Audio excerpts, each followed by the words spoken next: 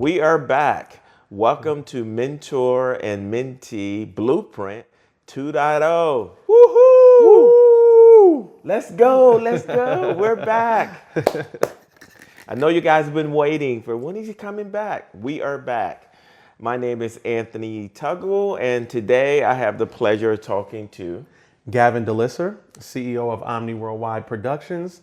Normally, I'm behind the camera, but today I'm honored to be here in front of the camera with you, my brother. So glad to have this needed conversation. 100%. I have questions too.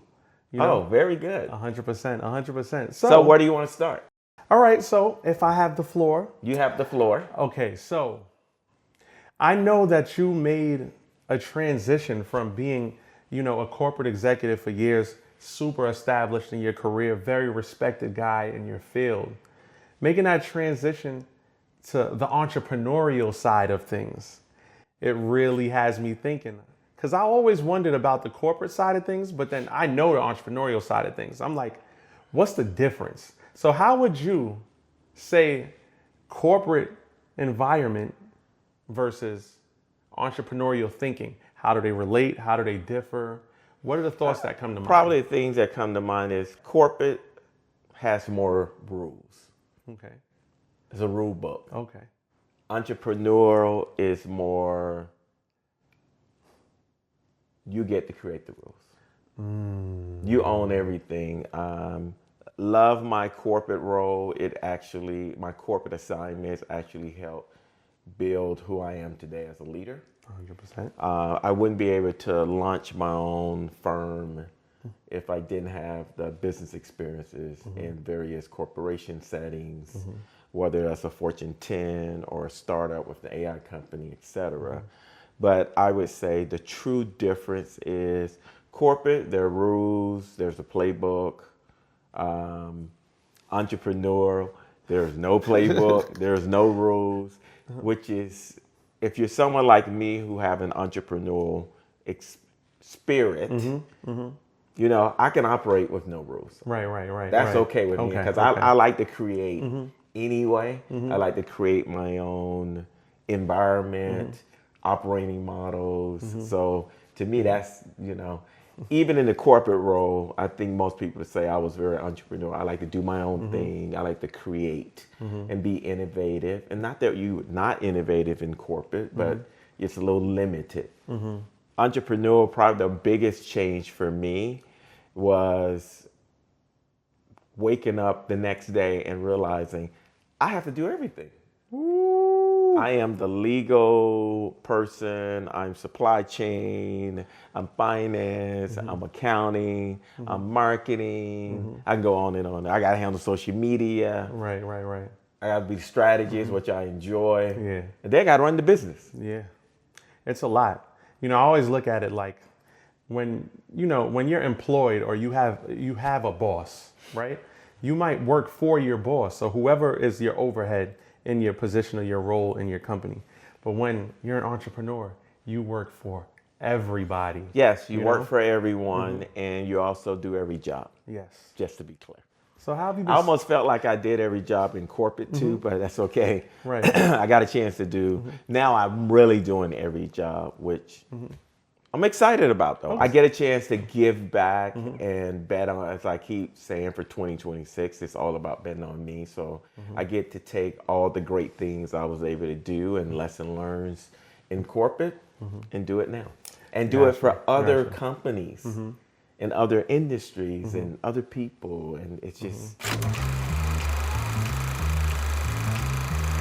Definitely, to be able to experience it firsthand, of course, being behind the camera and documenting it, it's a sight to watch. And I want to say from January until, what are we, about to be in April, we're on the cusp of April, that Tagus is heating up. I mean, my God, a force to be reckoned with. We are definitely. We are definitely heating up. We're definitely getting some good opportunities to transform companies and make an impact and helping them grow. That's so cool. That's the beauty of it. And we get a chance, which is the part I really love, I get a chance to develop their leaders to become great leaders. Right. Which is, I like to think that is one of my superpowers. So I get to use my superpower each and every day. So I'm excited. I'm having way too much fun, but I'm enjoying it. You know what our word for this year is? Transformation. We're transforming. Yes, all we're year. transforming all year. All year. Across people, process, and technology. Hey, I love it. I love it. I love it. So, being a person of an entrepreneurial spirit, you've actually had that spirit while you were in corporate America as well. Yes. You know, of course, there probably was, you know, a little bit of friction at times because of it, would you say? Yeah, I mean, I've always had a side hustle. Okay, got you. They think they call it, side hustle. So I'm actually going to ask this question on behalf of, you know, my people in corporate America, right? If you have an entrepreneurial spirit in corporate America, how do you balance that to propel yourself to success without stepping on any toes or like getting in any trouble? You understand what I'm saying? It's actually it's a delicate balance. I would probably say the key is for me to continue with the entrepreneurial spirit was performance. You know, performance. I got to be the best of the best. Yes, yes. So when you're the best of the best and you're delivering the results, things are a lot easier, and everyone's definitely open to you being a lot more innovative and creative and doing some other things.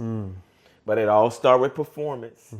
Just performance, your image, your brand, and exposure internally, externally, all those things come to play. Look at that. It's the pie again. That pie, performance, image, exposure. You know what that made me think of is actually another thing I learned from you, right? Proper preparation prevents poor performance. Absolutely.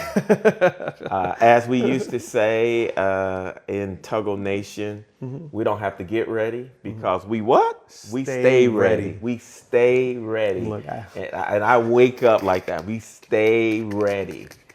As you can see, I'm a part of Tuggle Nation because I got the programming too. But what can I say? It actually works. Yes. So you don't have to worry about getting ready. You stay ready. Amen. Amen. There's something about staying ready, right? From a mentee standpoint, what are some of the things you've learned working closely with me, and from a mentor standpoint, what have you learned from me? The biggest thing I want to say that I've learned, and it's the first thing that comes to mind, so I kind of want to be candid about it, is the importance of the people. Because I know that you've had highs and lows in corporate America, and just what kept you level-headed, sane in a lot of situations was your love for the people. And I quickly learned, because I actually, just being honest, it can be draining to me, like, dealing with people. At least that was my outlook. That was my paradigm towards it before. But then I realized, the highest and most important commodity are the people, They're priceless. Having the people behind you, and the people support your vision, believe in you, and they uplift you. Oh my God, they do. I mean, you said it well. Yeah. People uplift you, and for me, they're the secret sauce to my success. I learned a long time ago, early on in my career, if you take care of your people, they will take care of you, and that has been my motto, I guess. Is it motto? I'm like, mantra. Mantra. There we Sorry. go. Yeah. That has been my mantra, not motto. Mantra. That's been my mantra my entire career is people. People. And I believe that people management is the most essential skill a leader, a manager, a leader can learn. It's one of the gaps that a lot of people don't have. They have great skills and expertise, but they don't know how to manage and lead people. Yes, that's a big problem, though. I mean, the word that comes to mind there for me is culture, Yes. and being able to create and nourish that culture, right? Right. And that's a part of like building that society of a winning team. We talk about winning all the time. And whether it is a corporate environment or it is entrepreneurial thinking.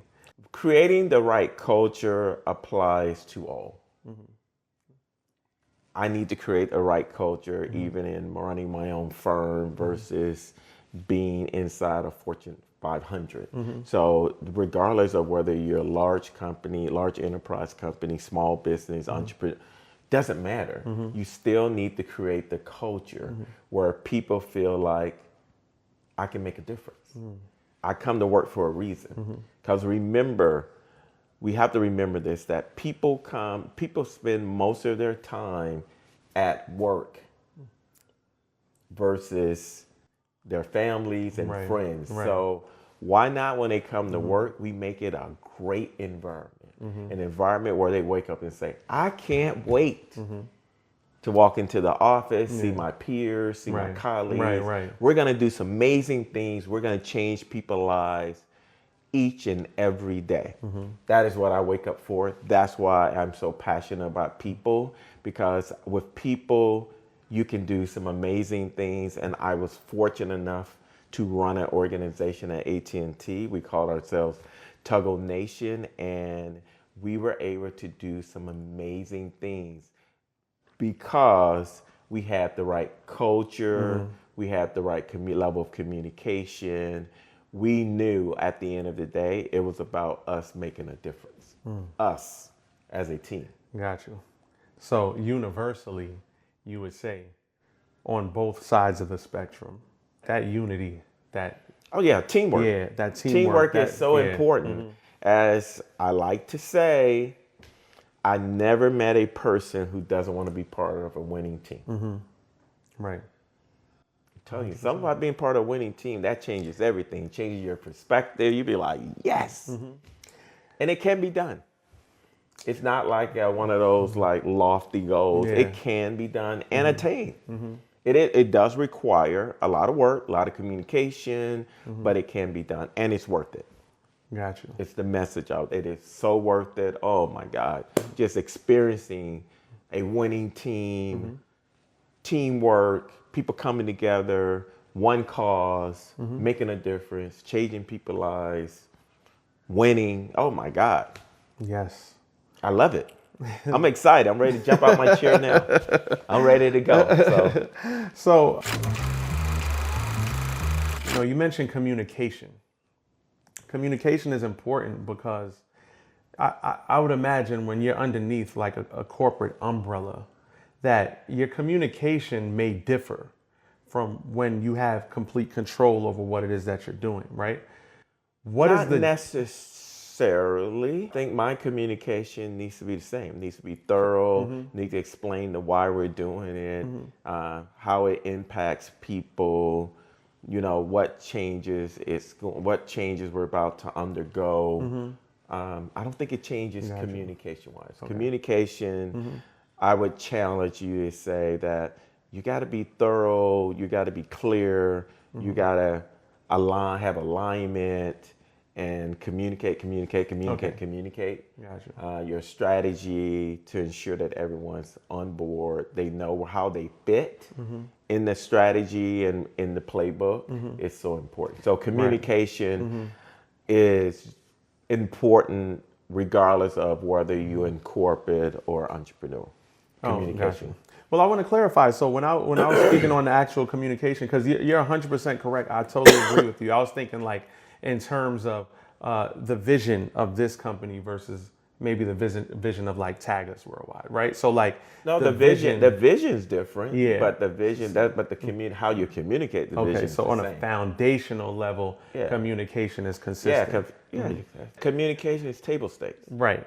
I actually learned something from you here as far as it relates to communication is to actually communicate, because the person on the receiving end may not understand just one way of communication. Right. So you have to do it over and over again, communicate. That's why I say you communicate, and you communicate it so you want people to have a clear understanding of what your strategy is. You want to drive alignment, but you also communicate because you want to make sure they understand how they fit in that communication plan, and they understand what the impacts are, what the positives are, and you want to be transparent.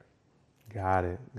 That transparency. And you know what all those things do? What do? They build trust. Okay.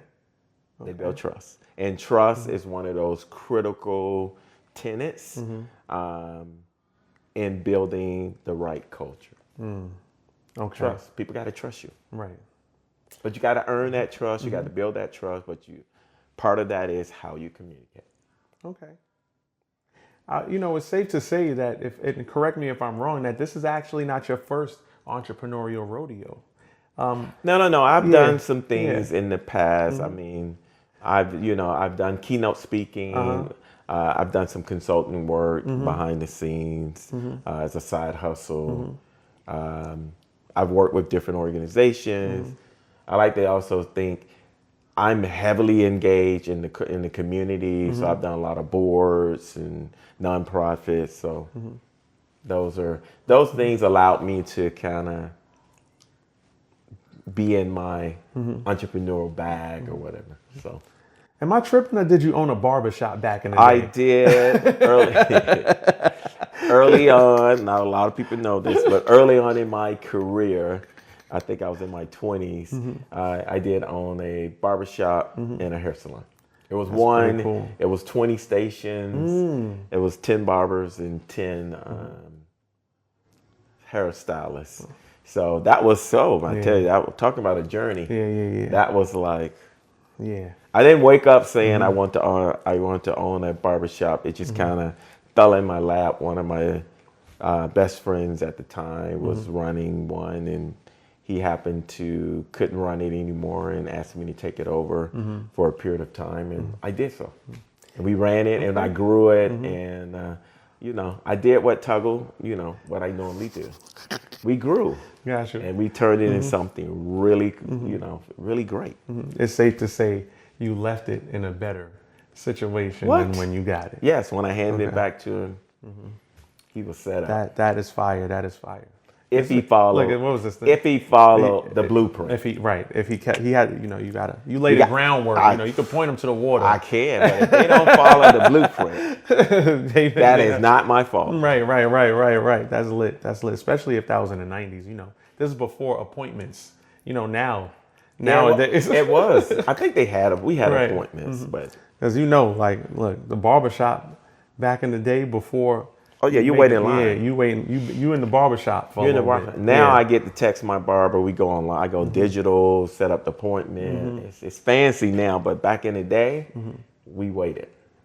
Yeah, time flies, man. But in the on the hair salon side, they always had appointments. Got you. It wasn't as count digital. The women. The women. They good with the organization, man. They are. Yes, they are. So look, they good with a lot of things. 100%. 100%. I got a question, right? Yes. Since going full time, betting on yourself, which is no easy feat, what's one thing that you realized going back full time into entrepreneurship that might not have been there before? One thing I realize, and I question it. Sometimes working in corporate can force you to question your capabilities or whether or not you deserve to be at the top. And, we all go through that imposter syndrome at some part of our careers. And yes, it does happen to me. The one thing going out on my own and sitting in these business meetings with other CEOs and other C-suite executives from other Fortune 50 companies, Fortune 100s, and small businesses and entrepreneurial. You know what came back? It reminded me that I'm damn good at what I do.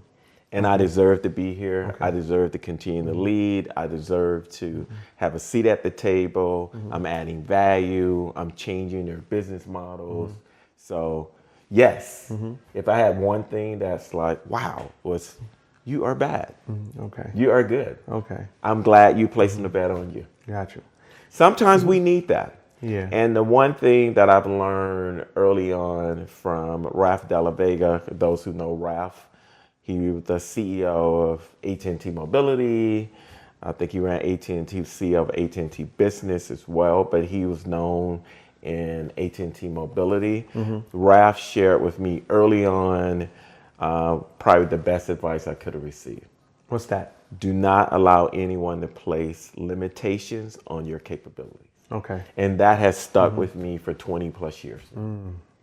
Okay. So Ralph, if you're out there and you're listening, I just want to say thank you, thank you, thank you. Appreciate you for all the things that you've done. And I probably wouldn't be sitting here if it wasn't for you and the advice and your guidance. So thank you. Shout out to Rob De La Vega. Yeah. Shout out to Ralph. So, Great guy. I actually, I want to backtrack a little bit, right? Sure. So we spoke about culture. We spoke about communication. I wonder, from a psychological standpoint. Oh, psychological. Okay. Well, for one, if I'm not mistaken, and you can correct me if I'm wrong, but do you have a degree in psychology? I do. Okay. I initially was going to become a psychiatrist, psychologist. Okay. Then that shit. How do you leverage so many different personalities and get so many different personalities on one accord? I want to say easy, but it's not easy, but it's finding out. For me, the key is when I build a team or lead a team, my job as the leader is to figure out each member superpower. Bringing all of those superpowers together is what make a great team. Okay. I look for different styles, different communication styles, different background, different industries, but I'm really looking for your superpower. So every team I've led, everyone on the team had a different superpower, and those superpowers together is what elevated us to be one of the top teams. Okay. And that's how I do it. So I look for superpowers individually. Gotcha. Well, what's my superpower? What's your superpower? Yeah, what's my superpower? Let me think. Your superpower is your ability to bring people together. That's your superpower. Okay. And especially in your line of work, your superpower is when we bring you in for a photo shoot or to do a video, your superpower is bringing us together. I like That's that. the power. Okay. You guys do what? You bring power. I mean, you do culture. We capture culture. You capture culture. Yes, Omni Worldwide. We capture And by culture. capturing culture, your superpower is bringing us together so that you can capture the culture. That's beautiful. I accept that humbly. Thank you so much. Oh, you're welcome. But I think that's your superpower. Okay. You do a great job of walking in and be like, let me just bring everyone together. We're all a big family anyway, right? Yeah. But that's a powerful superpower. Gotta love the people, man. Yeah, but you gotta be able to bring them together. Not everyone can have that voice and bring people together. And then you have the beauty of getting behind the camera and capturing that. Capturing the culture, as you guys said, Omni Worldwide. Gotta document a little photo journal. All right, today we have Gavin Delisser, the CEO of Omni Worldwide. Why don't you, as we close, tell them what you guys do at Omni Worldwide? I want you to give a shout out to what you do as well. Look, if you have any production needs, we would love to be able to be of assistance to you. It is important to us as it is to you, and we wear your brand as if it's our own. And I think that's a beautiful thing about what we do, because we're very passionate and we love the people. We want to, if you win, we win, and that's how we play it. Awesome. I can vouch for Gavin Delisser and Omni Worldwide. They have been a true partner to me, and now working closely with Tuggle Worldwide. So you can definitely count on them to deliver, and they do a great job of capturing culture. Now, with that being said, I want to thank you for allowing me to come on your platform and just be able to, get some gems, be able to regurgitate some great things that I learned from you, and also be able to show our viewers that you're an accessible person, you're a man of the people, and you are a philanthropist of sorts, right? Like, I can't thank AT enough for the time that he pours in to me. There's certain people that when you have a respect for your own time, you'll respect other people's time, and you understand that they don't have to do this, you know, and he's one of these people. He uses his time to pour into others and, you know, and brings out the best. He's going to keep it real now, but it's all in good love and spirit, and it's meant to uplift. And I just want to, you know, state my piece on that, but I appreciate you. No, I appreciate the feedback and the shout out and the love. And again, I just want to thank you, Gavin Delisser, for joining us. Thank you to the audience for allowing us to come back. We're back, and we look forward to you continuing to follow us while we come back and deliver more mentor, mentee, blueprint 2.0, and we'll be bringing on another guest and a different guest every week. So hopefully you guys are enjoying. Hope you guys are going to enjoy future episodes with different guests, and hopefully you enjoyed the time Gavin and I took today. 100%. I'll be back now. I'll be back. You're more than welcome to come back. Thank you. I know. Thank you, Gavin. That was me claiming Appreciate you. My guy. Thank you, guys. Yes. Peace.